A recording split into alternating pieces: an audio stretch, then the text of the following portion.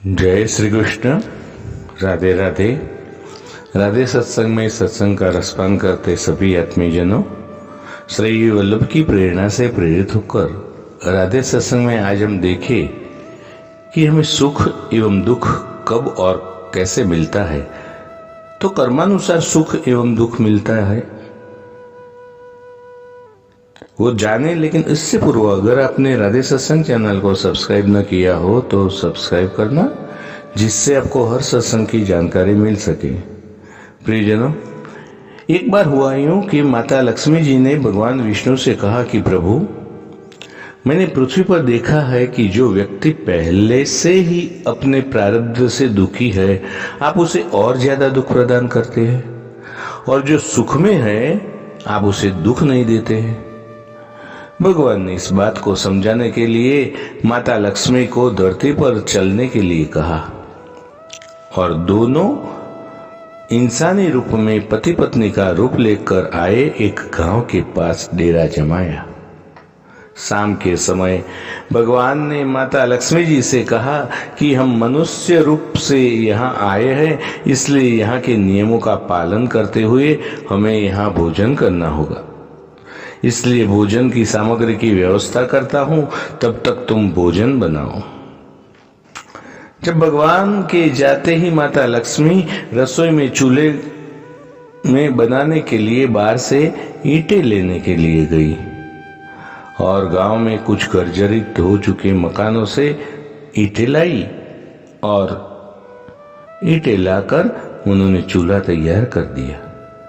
तो चूल्हा तैयार हुआ और भगवान वहां पर बिना कुछ लाए प्रकट हो गए। माता लक्ष्मी जी ने उनसे कहा कि आप तो कुछ लेकर नहीं आए, भोजन कैसे बनेगा?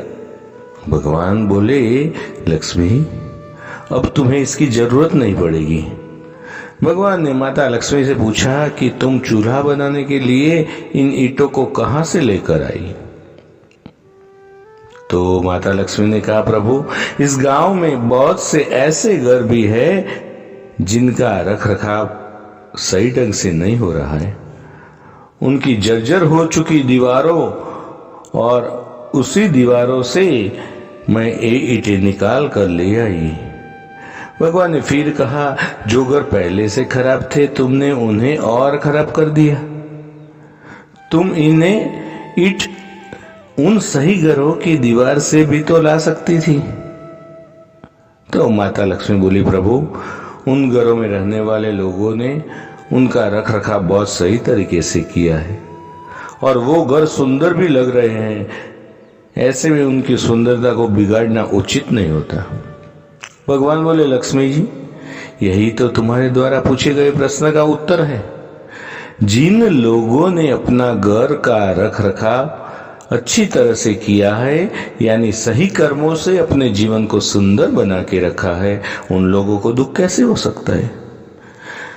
मनुष्य जीवन में जो भी सुखी है वो अपने कर्मों के द्वारा सुखी है, जो दुखी है वो अपने कर्मों के द्वारा दुखी है। इसलिए हर एक मनुष्य को अपने जीवन में ऐसे ही कर्म करना चाहिए जिससे इतनी मजबूत और खूबसूरत इमारत खड़ी हो कि कभी भी कोई उसकी एक ईंट भी निकाल न पाए।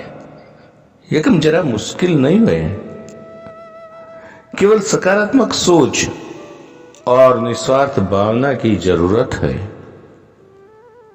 इसलिए जीवन में हमेशा सही रास्ते का ही चयन करें और उसी रास्ते पर चले। तो प्रियजनों, इसके साथ ही आज के सत्संग को श्री वल्लभ के चरणों में समर्पित करके अत्रे विराम ले।